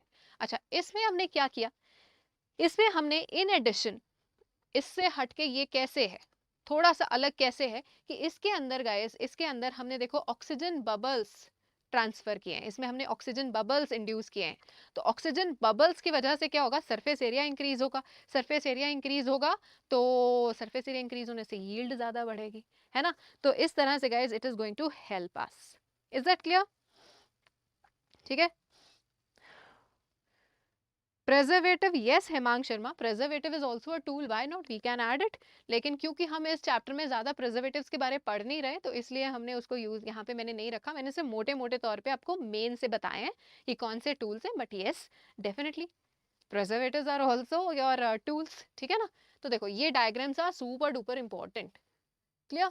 तो देखो स्टर्ड टैंक क्या होता है, ये इलस्ट्रेशन है इसकी, understand. Stirred tank bioreactor cylindrical है, कर्व्ड बेस है। कर्व्ड बेस क्यों होता है, क्योंकि ये फैसिलिटेट करता है mixing of reactor contents. Guys ये 1 मार्क क्वेश्चंस है। ठीक है, so the stirrer facilitates even the mixing and oxygen availability throughout. Alternately हम उसके अंदर एयर या ऑक्सीजन बबल करते हैं through the reactor. If you look at the figure closely, you will see bioreactor has an agitator system. agitator का मतलब, agitation का मतलब क्या होता है, घुमाना। ठीक है, तो उसको घुमाया जाता है, एजिटेटर सिस्टम। ऑक्सीजन डिलीवरी है, फोम कंट्रोल सिस्टम है, फोम ब्रेकर हमने पढ़ा था, क्यों फोम को तोड़ना जरूरी है, ताकि प्रॉपर मिक्सिंग हो सके। टेम्परेचर कंट्रोल करना जरूरी है सॉरी, पीएच कंट्रोल करना है हमने। सैम्पलिंग पोर्ट्स भी होते हैं। अच्छा, सैम्पलिंग पोर्ट्स का मतलब साइड पे ना जैसे टैप सी लगी होती है, ताकि उसमें से तुम सैंपल को निकाल के चेक कर सको कि ठीक भी बन रहा है, कि ऐसे टाइम हम वेस्ट कर रहे हैं। ठीक है, तो सैम्पलिंग पोर्ट्स है, so that small volumes of culture can be withdrawn periodically, ताकि उसमें से थोड़ा सा सैंपल हम विड्रॉ करके टाइम टाइम पे देखते रह सकें। Is that clear guys? तो ये था आज का लेक्चर। ठीक है, तो आज का lecture is not over yet guys. Now listen, बहुत ही इंपॉर्टेंट बात। ठीक है गाइज, हर संडे को आपका एक फ्री स्कॉलरशिप टेस्ट होता है, and I want all the students to take this test.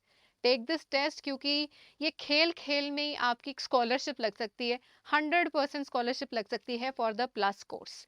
तो इंडिया का लार्जेस्ट स्कॉलरशिप टेस्ट एग्जाम है फॉर नीट यूजी, और खेल खेल में स्कॉलरशिप आप जीत सकते हो। इसमें आपको सिर्फ 1 घंटे का टेस्ट देना है, सुन लो ध्यान से, देखो सिर्फ 1 घंटे का टेस्ट है, सिर्फ 28 क्वेश्चन है, 7 questions from each subject, botany, zoology, physics and chemistry. ठीक है, सिर्फ 1 घंटे का। लाइव लीडर बोर्ड आएगा, ठीक है, वहीं पे तुम्हें पता लग जाएगा कि तुमने क्या सही किया है, और टेस्ट देते ही तुम अपना पेपर चेक कर सकते हो कि तुमने क्या गड़बड़ की है, क्योंकि वीडियो सॉल्यूशंस अवेलेबल है। ठीक है, वीडियो सॉल्यूशंस अवेलेबल हैं, लाइव टेस्ट ले सकते हो, ठीक है, सुपर फास्ट है एंड लाइव लीडर बोर्ड है, ठीक है। अब इसमें एक मज़ेदार बात ये है कि अगर तुम और तुम्हारा दोस्त मान लो कि दोनों सुपर इंटेलिजेंट हो, ठीक है, लेकिन फिर भी जीतेगा कौन? जो तुम में से फास्ट होगा। तो रिलेटिव मार्किंग है गाइस। रिलेटिव मार्किंग का मतलब कि तुम्हारी स्पीड भी चेक की जा रही है, बिल्कुल उसी तरह से जैसे नीट एग्जाम में होता है, ठीक है। नीट एग्जाम सिर्फ नॉलेज का ही टेस्ट नहीं है गाइस, वो स्मार्टनेस का टेस्ट है, वो तुम्हारी स्पीड का टेस्ट है कि तुम गिवन टाइम में क्या उतने क्वेश्चंस अटेंड कर पाते हो या नहीं कर पाते, इजंट इट? तो गाइस फ्री टेस्ट है, हर संडे को होना है 11 बजे। तो क्या है, लाइक कुछ भी नहीं करना, ऐप खोल के बैठ जाना है। उसमें तुमने मेरा या जो भी टीचर को तुम सपोर्ट करना चाहते हो, मुझे भी सपोर्ट कर देना यार, बहुत जोर लगा के पढ़ा रही हूँ, ठीक है। तो मेरा कोड है टीना, TINA। तो तुम कोड लगाओगे और फ्री रजिस्ट्रेशन करनी है और बस। सो माई कोड इज TINA, ठीक है, सिंपल सा नाम, टीना।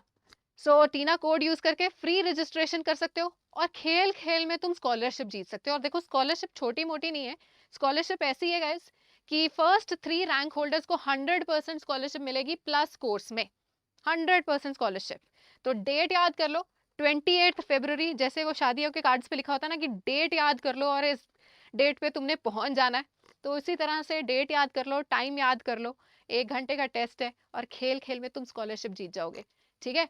और ये स्कॉलरशिप गाइस सिर्फ फर्स्ट 3 रैंक होल्डर्स के लिए ही नहीं है, उसके ऊपर भी है। फर्स्ट 3 रैंक होल्डर्स को 100% मिलेगी, तो रैंक 4 to 10 को मिलेगी 75% of in the subscription, plus subscription की फीस में। एंड देन रैंक 11 से 50 में 50% ऑफ है और 51 से 150 में 25% ऑफ है। तो कुछ नहीं आपको पे करना, सिर्फ आपको अपने प्यारे से बहुत ही मेहनत करने वाले टीचर का कोड यूज करना है, ठीक है। And simply just get yourself registered and play it and get and earn the scholarship. Okay, so that is all and this is quick recap of this test format. 60 minutes का, 4 sections, 28 questions. Relative scoring में speed important होगी, जो पहले करेगा वो जीतेगा। Separate contest है 11, 12 and 13। हाँ, अब ये भी बड़ा इंपॉर्टेंट है, ऐसा नहीं है कि तुम्हारा कंपटीशन नीट यानी ड्रॉपर्स के साथ हो रहा है कि भी उन्होंने तो सब पढ़ा हुआ है, हमारे सीनियर्स हैं उन्हें ज़्यादा आता है। तुम्हारा एक सेपरेट पेपर बनेगा, हर संडे अलग पेपर बनेगा, ठीक है। वीकली कॉन्टेस्ट है, दे के देते जाओ, कभी भी लॉटरी निकल सकती है, तो फ्री में देना है तुमने, बस कोड लगा लेना गाइस, ठीक है। और ये देखो गाइस, हमने एनसीईआरटी एग्जाम्पलर के सारे क्वेश्चंस करने हैं, ठीक है। इन सेशंस में हम कुछ कुछ क्वेश्चंस की प्रैक्टिस करते जाएंगे। Once we are done with the syllabus we are going to revise all of it, ठीक है। एनसीईआरटी एग्जाम्पलर जरूर करनी है। So the question is what is the significance of adding proteases at the time of isolation of genetic material. जब तुमने DNA extract करना था तो तुमने प्रोटीएजेस क्यों यूज किए? जल्दी से चैट बॉक्स में लिख के बता दो मुझे, जल्दी से, प्रोटीएजेस क्यों यूज किए हैं? And this is the second question, quickly everyone, quickly quickly quickly. चलो बहुत चैटिंग हो गई, अब मतलब की बात करते हैं, जल्दी से बता दीजिए। यस गाइस, उत्कर्ष नीट 2020 की सीरीज भी स्टार्ट हो जाएगी भाई, पहले हम 2021 पे तो टारगेट करें, है ना। To digest protein, very good, Prince Lohia ने सबसे पहले बताया, excellent Prince, excellent, and all of those who have answered it. समझ में आ रहा है ना, ठीक है। ऐसे ही लाइपेजेस पूछ सकते थे तो लिपिड्स को डाइजेस्ट करने के लिए। अब देखो ये क्वेश्चन जल्दी से बताओ मुझे, देख लो, आइसोलेट अगर डीएनए को करना है तो कौन सा एंजाइम यूज नहीं करेंगे, ये भी मैंने बात बता दी थी। तो देखते हैं कौन सुन रहा था, तो जल्दी से मुझे चैट बॉक्स में लिख के बताओ कि कौन सी ऑप्शन गलत होगी, क्या हमने यूज नहीं करना है। सोनू सेज सी, वेरी गुड मुस्कान, वेरी गुड, ज्ञान शर्मा, सौम्या, एक्सीलेंट एक्सीलेंट, मुस्कान, हेमांक, वेरी गुड। तो हमने सी नहीं यूज करना क्योंकि हमें डीएनए तो बचाना है ना, बाकी सब कुछ डाइजेस्ट करवा देंगे, ये यूज करके, ये यूज करके, ये यूज करके, पर ये मत यूज कर लेना, नहीं तो डीएनए बर्बाद है। And guys, as I said, we'll be practicing the question, answer writing every day. This is a question of the day on bioreactors. This is again from NCERT Exemplar. You have to write the answer. I'll open the Telegram channel, ठीक है, tomorrow at 9. कल 9 बजे सब अपने answers उसमें post करेंगे, ठीक है? तो जल्दी से पोस्ट कर देना. I'll be reading those answers and I'll be reading out the best answer in the class. Clear है सबको? ठीक है? ठीक है सबको? समझ में आया? ठीक है? तो that is all guys, that is all for today's class. Okay. And I'll see you tomorrow once again at the same time. ठीक है? 6:30 to 7:30. All right then. Have fun. ठीक है? Keep studying and keep shining like neat stars.